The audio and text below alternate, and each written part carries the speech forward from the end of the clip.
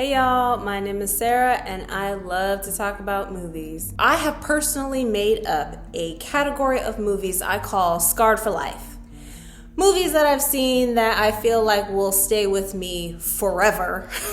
They're the type of movies where you watch them and you have to remind yourself that this is a film, that this didn't really happen. You have to comfort yourself that way after watching them. And Fresh is one of those movies. Occasionally, Hulu will produce something that is made so thoughtfully that it stays with you for a while. Fresh is about a woman named Noah who meets a man named Steve. There's instant chemistry. They end up going out, having a one-night stand kind of thing that turns into a weekend kind of thing, which turns into him inviting her to spend some time with him at his vacation home, which she agrees to. This is, set in modern day. She does all the things. She tells her friend, she's like, make sure you're tracking me, la la la. They do all that. And her friend is not with it. She's like, you just met this guy. This is crazy. And it's like, oh yeah, but life is crazy. Let's just go with it. She goes to the house. It's been a very long drive out there. You can tell she's sort of starting to rethink the decision. He gives her something to drink. Next thing you know, she's chained up in the basement. Let me tell y'all something. I'm about to spoil this movie for you, so if you haven't seen it, and because it's a lot of stuff to talk about, okay? And I have to say, before we get further into the story, that in the trailer they kind of give it away a teensy tiny bit in the trailer, because there's a flash where you see a bunch of men receiving a package, and the packages are all the same size, and they're all like the same shape, plain, unmarked brown boxes, but it's all these different types of men in different types of situations, and that kind of gives it away just a little bit. Just want to say that first of all. So, Steve has been lying, sort of. And that's what gets me about this freaking story, is that it's not as clear cut as your mind wants it to be while you're watching it. Noah's friend Mollie is like, my girl is missing. What's up with that? So she's doing her internet sleuthing thing, as we expect. So the timeline of things is very realistic. You really get a sense of the day-to-day passing of time on Mollie's side of things as she's trying to find her friend, and Noah's side of things being in that basement. The doors are electronic, people.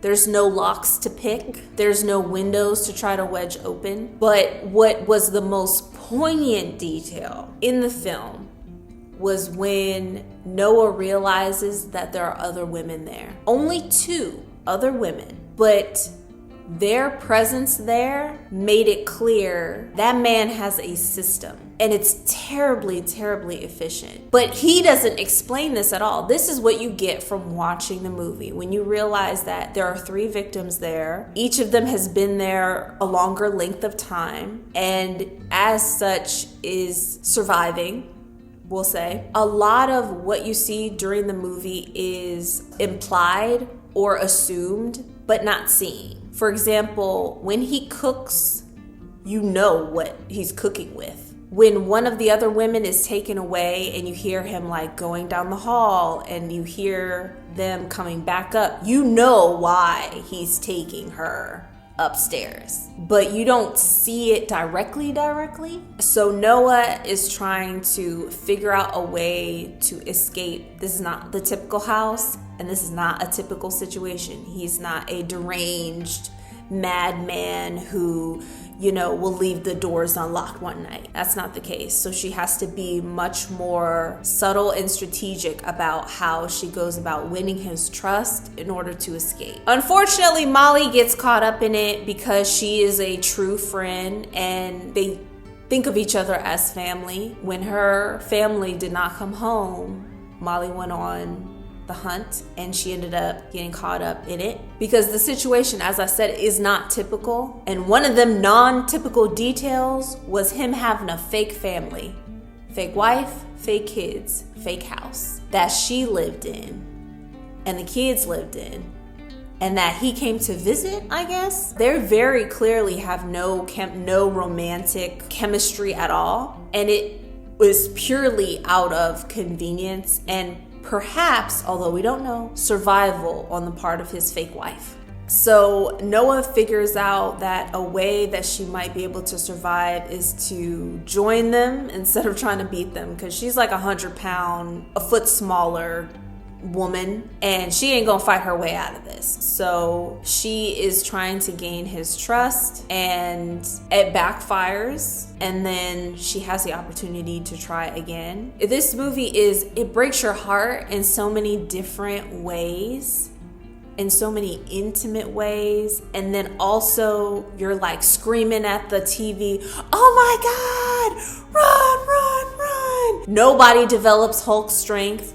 Nobody develops a deep understanding of the architect of this building and like sets it on fire, and the sprinkler system goes off or whatever and the doors unlock. It's not like that. They are really at the mercy of their situation and using the tools available to them with what they've got left in order to get out of there.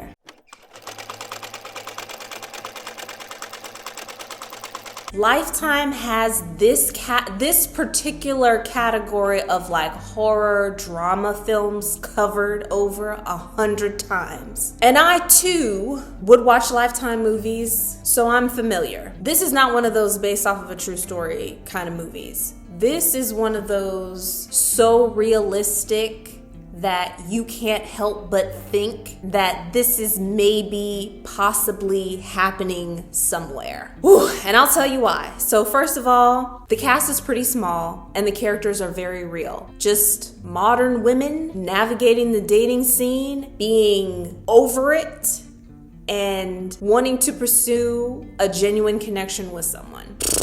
Details everywhere that just really fill out the characters, fill out the story. Even things we don't know, we don't really need to know. Like Steve, we don't really need to know much more about Steve than what we learn. Noah's a very straightforward character, and we don't need to know about her childhood or her relationship with her family and why they don't speak and all that kind of stuff. We don't need to get into that. Same thing with Mollie. Same thing with his fake wife. We don't need to know. We know enough about each of these characters to know that the actions that they're taking and the things that they're saying are true to their character.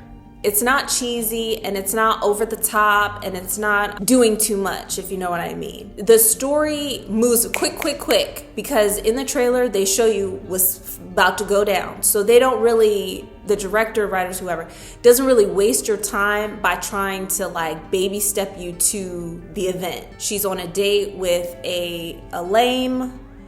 The date ends, she's very frustrated. She's in a grocery store, normal, just buying groceries, meets a guy, makes her laugh, has like what she thinks is an honest conversation with him. There's an instant connection there.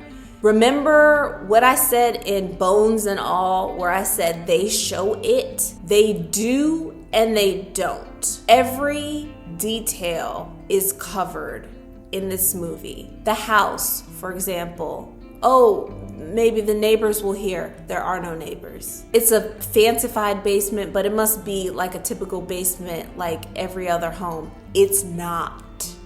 Okay? This house has been outfitted to support, I'm just gonna say it, to support the kidnap and harvesting of the female victims inside. And what I mean by that is there is a walk-in freezer down there. And of course, we get to see it because the movie shows you all of the things, like all of the supportive details that make this so realistic and make it so believable. And that walk-in freezer is one of them. Noah is chained in the basement. She's like restrained down there, given drugs. That's a standard detail. That walk-in freezer and what was in there was not a standard detail. I think the only time I've ever seen that is in the movie I Saw a Killer, when the main character is trying to track the serial killer that murdered his wife, and he ends up finding other serial killers. That man has a walk-in freezer full of body parts. And the thing is, that got me about it, it wasn't like in Cannibal, A Love Story, where you know what it is, but you don't know what it is. Cannibal, A Love Story, when he opens his refrigerator, all you see are like vacuum packets of meat. And what made that disturbing is that's all that was in the refrigerator and freezer. Vacuum packets of meat. No condiments, no water, just that. That's what made that weird. Here, besides the fact that it's human body parts in a freezer, what made it so disturbing to me was that they were whole parts in the freezer, and all of the parts, not just the parts that you would expect to see. Every part was there. And the fact that the parts didn't match, tells you that these belong to different people. Details like that all throughout the whole movie. The fact that he has I don't know what it's called, but people use it to cure meat. It was built into his kitchen. And that he has a dumbwaiter, and that was also built into the kitchen. This is not an old house. This is a very modern, like mid-century modern, highly curated and styled and designed home. And when I tell you this house is beautiful, it's perfectly decorated. Every vintage piece of furniture, iconic piece of furniture that you've ever dreamed of for your mid-century home. Everything was just stunning. And that made it worse to me. Seeing the leg come out of the curing thing, I was like, oh, okay. Because then he just starts preparing the boxes, and he has a whole system set up. Each box includes the same types of things. They're packed up. A random native man comes, picks up the packages, and leaves. There's no security. Like, he don't have no security guards is what I mean. There's no room with a bunch of TV screens and cameras. So that is not a detail that's here. And typically that's a typical detail, is to have a room full of cameras where he can watch them from every angle. And I think that was done on purpose because he doesn't need to do that. If he wants to see them and wants to watch them, all he has to do is go downstairs. And it's beautifully shot, which makes it worse. So I would give this movie a 5 out of 5. I would. It will into your brain, right in there. But the story is told so well. It's so well organized. The way it shifts from different perspectives, because although the cast is small, the perspective is moving. It moves from Mollie to her friend to the fake wife to Noah and Steve, not in a way that feels forced, in a way that feels very natural. For example, while Noah is knocked out, Steve is working. And while Steve is working, Mollie is trying to trace Noah's whereabouts. So yes, I would recommend it. If you can't handle the cannibalism of it all, do not watch it, because while you may not see the separations happen, you do see food being prepared. So if you can't handle it, I would skip it. But please let me know what you all think. If you saw it, we gotta talk about it, guys. So thank you all for spending your time here with me. I really appreciate it, and I'll see you all next time.